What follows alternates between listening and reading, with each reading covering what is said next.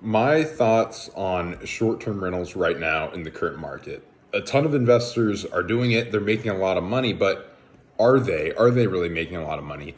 And this is where my thoughts come in on this, is speaking in relative to, we're about kind of just past the middle of 2025, and Airbnb, Verbo, there's a lot more regulation going on with short-term rentals. And by short-term rentals, yeah, Airbnb, Verbo, kind of, when people take a house and they rent it out to vacationers for less than 30 days. That's generally the regulation for it. And are people making a lot of money on it? Are investors just completely banking with this concept right now? Not as much as before, not nearly as much as before. And the reason is it's significantly more regulated now than it ever was. So if you take it like 5 years ago, even, there was significantly less regulation and you were able to make a lot more money because there was no county ordinances, there was no extra tax on people short-term renting their houses. It just wasn't as common because it wasn't needed.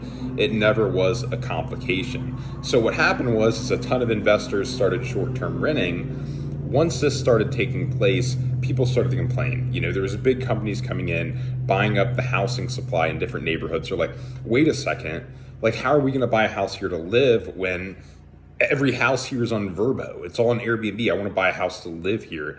So as a result, the county, I guess different cities did, and usually it's left to the city, at least for where I'm speaking here in Charleston, South Carolina, is as a result, they put in a variety of different restrictions, such as limiting permits for it, or in placing permits to where you have to get a business license, you have to get a permit. There's a tax on the income. Maybe there's a cap on how many there can be.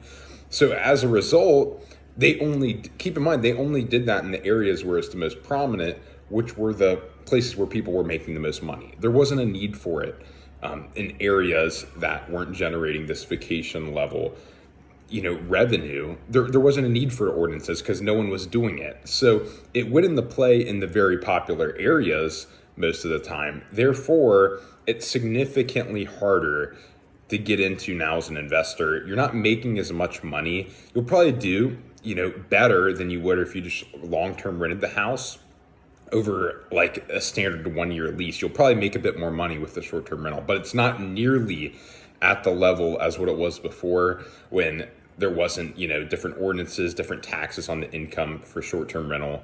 There was none of that before. So people were making way more money, and we're not really at that phase anymore. It was kind of a trend. I guess that's the best way I would describe it, is when the real estate market was really driving up values in 2021, 2022, 2023. It was an investor trend. How everything, when you hear like a popular song on the radio and that's played over and over and over, that was kind of how it was with short-term rentals. But the cities caught on. They realized how it affected housing infrastructure. So it's way harder to do now, and you don't make as much money doing it. Yes, it's still possible, but there's a lot more factors to consider.